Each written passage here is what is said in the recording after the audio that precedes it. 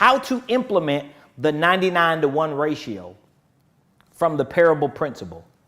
So Jesus told this parable. He said, what man among you, if he has 100 sheep and he loses one of the sheep, which man do you know won't leave the 99 in the wilderness and go after the one which is lost until he finds it? And when he has found it, he lays it on his shoulders, rejoicing. And when he gets home, he calls together all his friends and neighbors, saying to them, rejoice with me because I have found my lost sheep.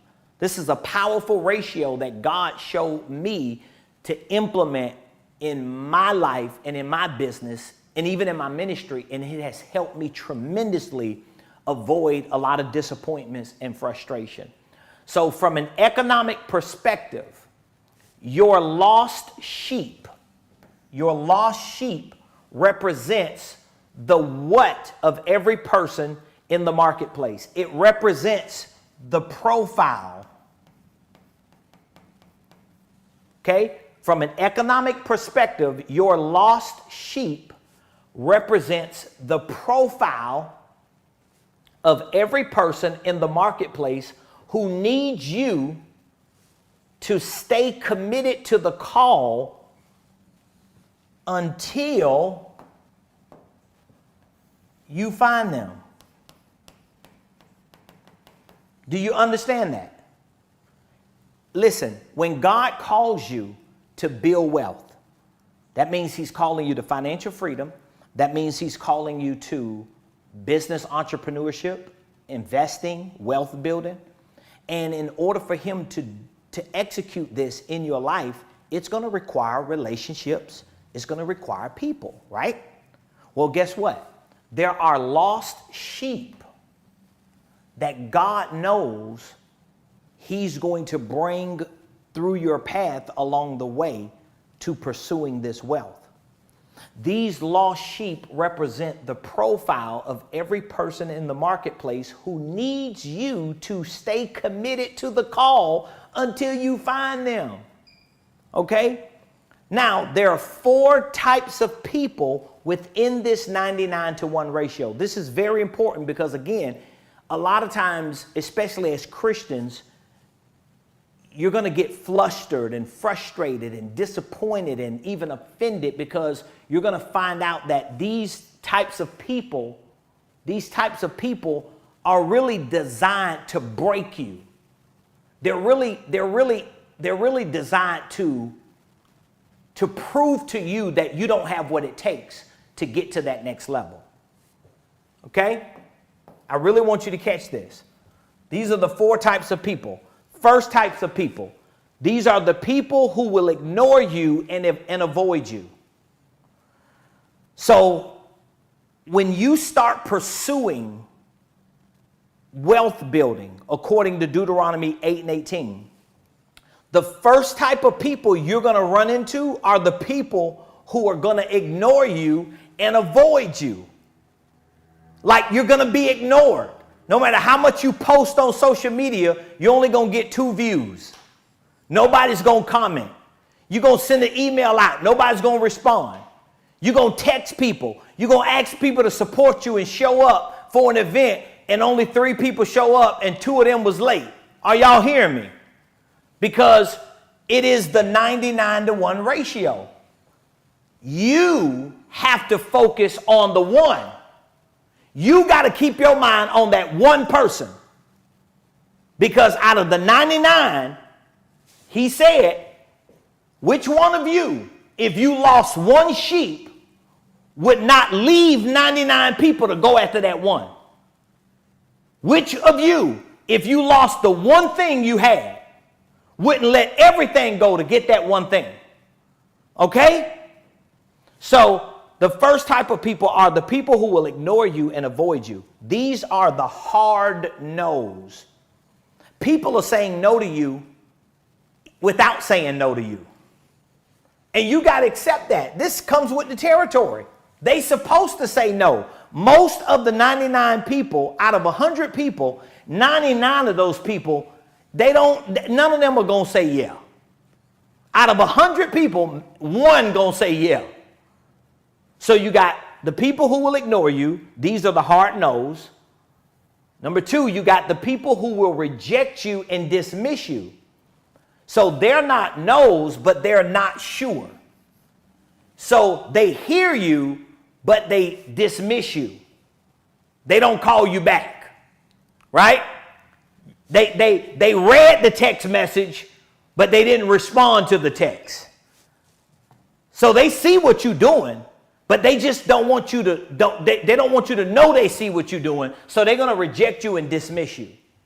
Okay? Number three, these are the people who will acknowledge you, but they're going to stall you. These are the maybes. These are the maybes. Like I said, I honestly don't let people get to me. I feel like I love you. I appreciate your support. But if you don't support me, if you don't buy my products and services, if you go to somebody else and do business with them, so I'm just not going to be concerned. I'm not going to be disappointed. I'm not going to be offended. I'm not going to take it personal. People leave my church. People don't use me and my wife for real estate. They get other coaches. They don't want us to coach them. All right, cool. It is what it is. Because I understand somebody gonna say yeah. It's somebody who need what I got. It's somebody who need me to stay committed until I find them. Are y'all hearing me? You keep giving up because the 99 people, they ignore you and avoid you. You keep giving up because people are rejecting you and dismissing you. You keep giving up because people acknowledge you, but they stall you, and you are giving up at the expense of the one person who will admire you and receive you. That's who I'm looking for. Today on this call, today on this masterclass. Some of you are watching this for free. You RSVP'd, you downloaded the free companion. You here. So you can leave if you want to leave when it's over. But there's somebody on this call, on this live, in this masterclass who has heard what they needed to hear to align themselves with somebody who can help them get to their prophesied place. And over here, that person is going to accept what I'm offering them. They're going to be like, yeah, I'm in. The money is not the issue. The money is not my problem. I just been waiting for God to show me who I need to connect to. And when that person makes that connection, you think I'm going to be worried about the other 99 who said no? You think I'm going to be worried about the people who stalled me, who acknowledged me, but stalled me? I'm not worried about them. You got to stop worrying about all these other people. You got to start looking at that ratio as out of 100 people, 99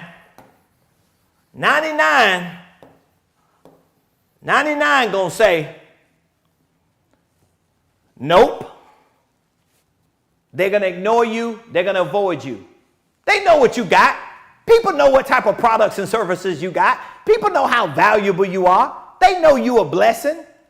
But it's a no for them. Okay. Out of 100 people, they're gonna be 99 that say, yeah, I'm not sure. I know somebody else. I know another coach who a little bit better than you. They're a little bit more known than you. Whatever the things are that you do, there's other people who gonna say, yeah, we're not sure. Then you got people who will acknowledge you and stall you, but this is who you should be focusing on right here. I'm focusing on that person right there. Somebody who will admire me and receive me. It's an absolute yes. That's who you need to focus on, okay? That's who you need to focus on. Okay, do we have any questions, any feedback on that? That was session 3, y'all. That's the 99-to-1 ratio. Did y'all understand that? Do y'all understand those are the 4 types of people? You cannot let yourself get so disappointed, so frustrated, so offended that you allow those other types of people to stop you from moving forward, from finding that one person who needs what you have to offer. Every day when I show up on social media, when it comes to these types of profiles, I'm showing up because I know somebody is going to watch one of my videos and click on a link to do business with me, to connect with my ministry. They're going to want to know who I am. They're going to find more information out about me. They're going to see my value. They're going to appreciate me and admire what I bring to the world, and they're going to want to connect. I believe that. I believe it so much that I suffocate all the other types of people who want to ignore me, reject me, stall me. They want to dismiss me. Okay, that's cool. I'm not going to let that stop me.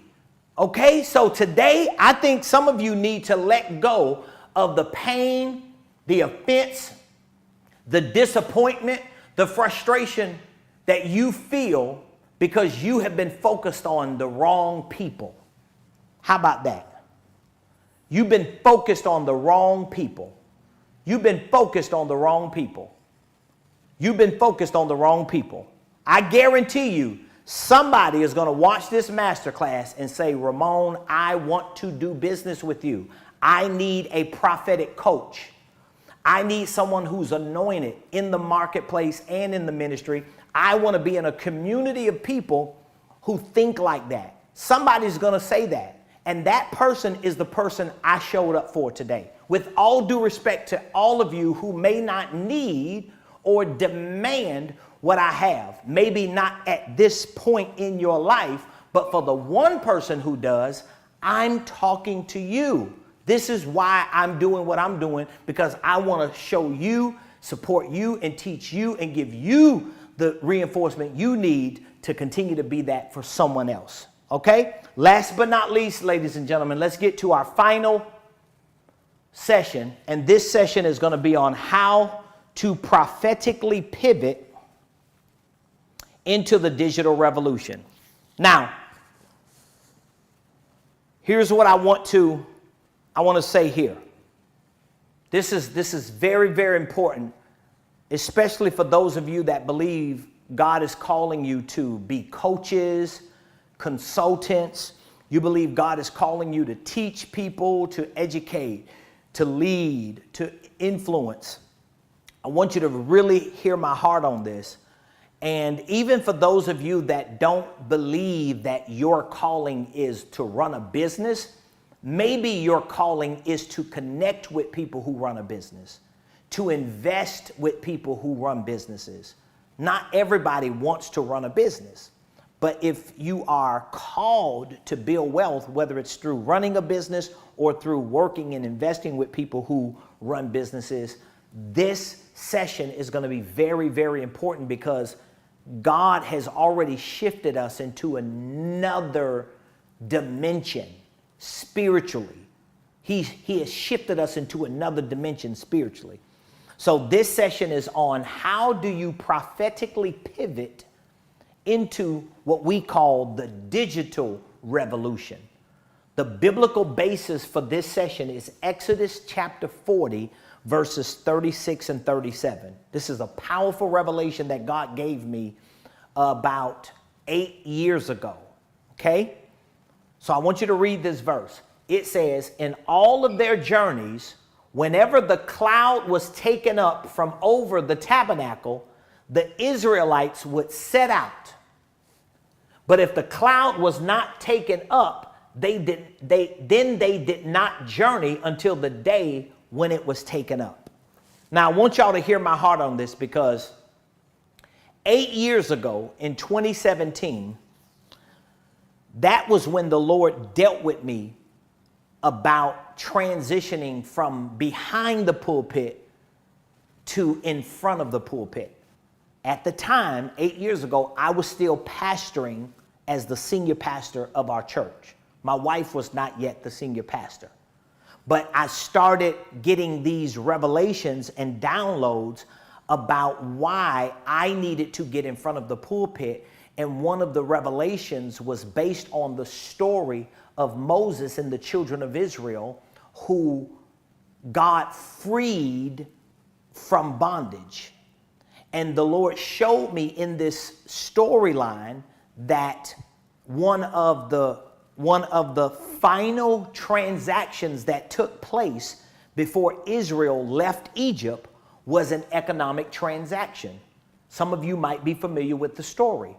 God told Moses and the people of Israel before he let them go, after the plagues, he told them, before you leave Egypt, I want you to go to every Egyptian's house and I want you to ask them to borrow certain things that they have. Some of y'all remember the story, right? He used the word borrow. He said, I want you to leverage their wealth. I want you to leverage their resources. I want you to leverage their intelligence, because I'm going to use that leverage to get you to your prophesied place. Are y'all hearing me? And the Lord showed me, this was 8 years ago for the first time, that he called me to the marketplace to bring economic deliverance to my tribe. I'm not talking about everybody's tribe. I'm not called to every ministry circle, every people group, every culture, every demographic. I have a tribe that I'm called to. And he showed me, as far as your people, the tribe that I've called you to lead, I want you to get from behind the pulpit. I want you to get in front of the pulpit, and I want you to help facilitate economic deliverance for my people. This is the first time I got it 8 years ago. And within that first 2-year window from 2017 to 2019, I started making preparation to transition from behind the pulpit, which is when my wife became the senior pastor.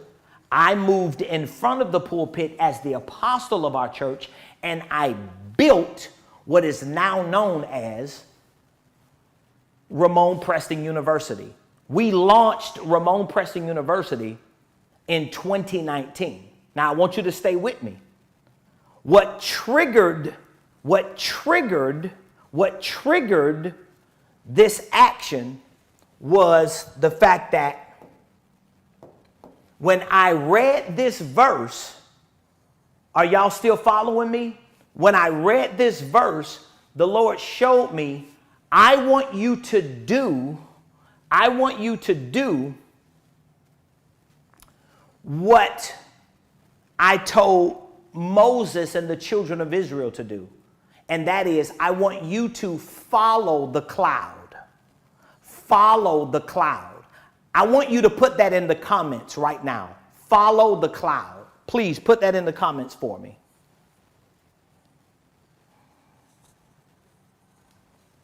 Follow the cloud.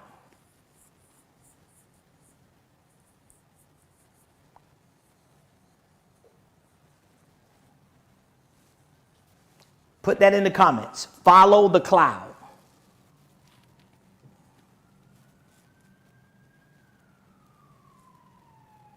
I need you to catch this revelation before we go. Follow the cloud. This is what you're going to have to do starting today. I'm talking to you as a prophet. I'm not talking to you as some professor. Okay? I'm talking to you as a prophet right now. Sheesh. Thank you, Holy Ghost.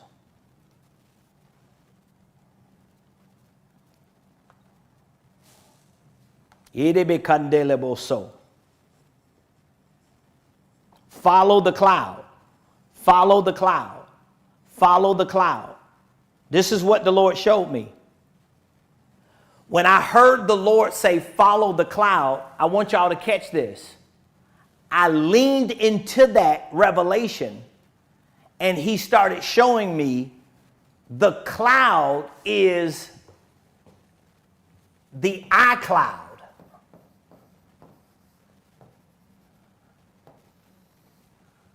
It is the iCloud. It is the iCloud. So, somebody's catching that. Follow the cloud. He showed me, I want you to follow the iCloud. This is the digital revolution. when I got this revelation, I want you to stay with me. When I got this revelation, I did not have a digital platform. I was not really engaging on social media because I personally didn't see a demand for it or a need for it from me as a pastor, as a prophet, as an entrepreneur. I didn't even know if I wanted all that attention and all that smoke that come with it. But when the Lord showed me we as a tribe need to follow the cloud, immediately I began to take technology and platforms and digitize what God had given to me. I had to digitize my ideas, digitize my intellectual assets, digitize my products and my services. I started digitizing how I operated my business, how I ran my company. I started digitizing my church because I realized that God was telling us to follow the cloud, follow the iCloud. I'm going to use technology. I'm going to use what's happening right now in this digital revolution to get you to your prophesied place quicker than you could do on your own. Are y'all following me? So the cloud is a representation of the digital revolution and mechanisms and vehicles we should use to maximize our ministry in the marketplace. The cloud. So you have to accept that God has set the technology and the platforms in place for you to accelerate to your promised land. There is no excuse why you cannot accelerate into the next season of your financial freedom, of your business, entrepreneurship, of your wealth building. There's no reason why you shouldn't do it or can't do it or won't do it as long as you're using the technology and the platforms that he's given to you. You got to follow the cloud. I got to follow the cloud. I got to move with the cloud. There's a revolution taking place and I need to be a part of it. Are y'all understanding me so far? So here are some keys to prophetically pivot into the digital revolution. Number one, you must become the front door. You must become the front door. Catch this. You must become the front door. You must become the front door. Okay? You're the front door. You're the front person. Even if you don't run a business, you're the front door to your family. You're the front door to your financial legacy. You're the front door to your investments. You're the front door to the wealth you want to build for your last name. You're the front door. So in order for you to pivot into this digital revolution as a believer, you must become the front door. This means you must properly position yourself as the go-to subject matter expert in your space. Just by a quick show of hands, I want somebody to put in the comments, what industry or space do you represent? What industry or space do you represent? Is it real estate? Is it investments? Is it landscape? Is it painting? Is it construction? What industry or what space do you represent? Are you an investor? Is it real estate investing? Is it business acquisitions? Is it private equity? I want you to put in the comments what industry or space you represent. Entertainment, real estate. What industry or space do you represent? I represent the consulting industry, publishing, travel, accounting, beauty, health and wellness, the spa industry. Come on, y'all. Investments, I represent this space. This is the space that I represent. Consulting, manufacturing, landscape and hospitality, ministry. You represent this space. Okay? So you need to become the subject matter expert then. You need to learn everything you need to learn to become the best in your space. When it comes to marketing in that space, when it comes to sales in that space, when it comes to networking and collaboration in that space, when it comes to finance in that space, when it comes to systems and processes and day-to-day operations, when it comes to leadership in that space, you should be the go-to subject matter expert in your space. In other words, you are the front door. Can I ask for you? Can I ask from you a favor? We got the candle industry. We got landscaping, irrigation, tree service. We have another investments. We have the beauty, health, and wellness. Okay. So if you're supposed to be the front door, why are you acting like you a closet door? Pastor Rodney, ministry.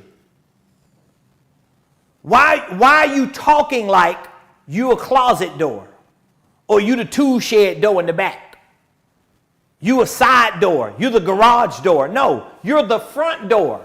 You're the front door. Now, if you're not thinking like, if you're not talking like, if you're not showing up every day like the front door, my next question to you is, why? Why aren't you showing up? I'm showing up today as a preacherpreneur, teaching you a masterclass on ministry in the marketplace because I am determined to become the #1 online platform for ministry and marketplace training. You see that? I'm determined to become the #1. That's what I'm determined to do. I'm determined to become the #1. I'm determined to become the #1 preacherpreneur. When people think of somebody being a preacher and an entrepreneur, I want my face to pop up. That's what I want. I want Ramon Preston's face to pop up. So if I want that, guess what I got to do? I got to show up as the go-to. I got to be the subject matter expert. I'm not going to be the side door, the garage door, the pantry door, the bathroom door, the closet door, the tool shed door. No, boo, that ain't how it work over here. I'm the front door. And I want you to paint me bright red. Because every time somebody drive by, I want them to see I am the front door. I'm not the windows. I'm not the bricks. I'm not the roof. I'm not the sidewalk. I'm the front door. If you're going to get in this house, you're going to have to come through me. Do y'all hear me? Do y'all hear me? I want you to say that to yourself. I am the front door in my space. Now, here's what you're going to have. I'm going to move quick because I want to give you the last two. But here's what you're going to have. In order for you to become, and this is not in your notes, but I want you to write this down. In order for you to become, please hear me, please. I'm telling you, what I'm about to share with you is a game changer for somebody. In order for you to become the front door, in order for you, I'm gonna wait. I'm gonna wait for that. I'm gonna just wait. I'm gonna wait. Let me give you the other two. Number one, you got to become the front door. Number two, you must become the creative force. You must become the creative force. So first, I got to become the front door. Okay? Then I've got to become the creative force, meaning that you have to convert your intellectual assets into